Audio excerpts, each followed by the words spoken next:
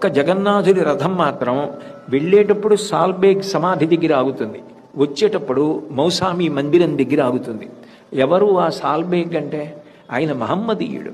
అయితేనే వాళ్ళ అమ్మగారు విష్ణుభక్తిని బాగా నేర్పింది. అంత విష్ణుభక్తి నేర్పిన కారణం చేత చనిపోతాడనుకున్నన్ని దెబ్బలు తగిలితే ఒక యుద్ధంలో క్షతగాత్రుడైపోతే అప్పుడు వాళ్ళ అమ్మగారు విష్ణుభక్తిని నేర్పితే జగన్నాథుణ్ణి అదే పనిగా స్మరించి భక్తితో మనసులో జగన్నాథుణ్ణి సేవించిన కారణం చేత ఆయనకి స్వస్థత కలిగింది. ఆ తర్వాత ఆయన జగన్నాథుడి మీద ఎన్ని కీర్తనలు ఎన్ని భజనలు రచించాడు.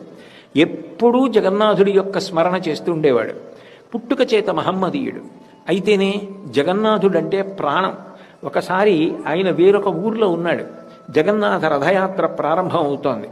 ఎట్లాగైనా నేను జగన్నాథ రథయాత్ర చూడాలి అనుకున్నాడు. గబగబ బయలుదేరి వస్తున్నాడు. మార్గమధ్యంలో అస్వస్థుడయ్యాడు. ఆ అస్వస్థుడైన కారణం చేత కదలలేకపోయాడు, ఉండిపోయాడు. ఈలోగా ఆషాఢమాస శుక్లపక్షంలో 2వ రోజు వచ్చేసింది. స్వామివారి రథం బయలుదేరిపోతోందన్నారు. చాలా బెంగ పెట్టుకుని, స్వామి నువ్వు రథం మీద బయలుదేరుతున్నావుట, ఒక్క రథం ఎక్కేటప్పుడు మాత్రం నిన్ను ముట్టుకునే అవకాశం ఉంటుందిట.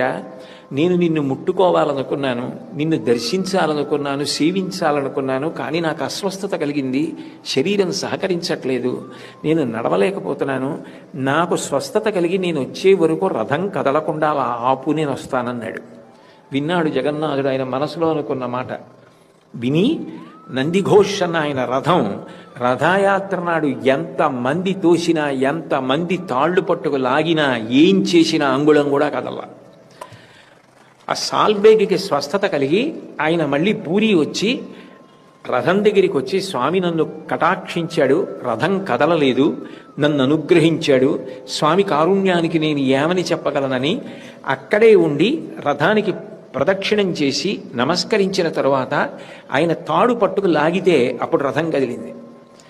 ఇప్పటికీ రథయాత్రకి వెళ్ళేటప్పుడు ఆ సాల్బేగ్ సమాధి ఎక్కడ ఉందో అక్కడ జగన్నాథ రథం ఆగుతుంది. కాసేపు ఆగి సాల్బేగ్ సమాధి వంక చూసి అప్పుడు వెడతాడు పరమాత్మ. అంటే ఆయన కారుణ్యానికి హద్దు ఎక్కడుంది? హద్దులేనటువంటి కారుణ్యం ఉన్నవాడెవరో ఆయనే పరమాత్మ.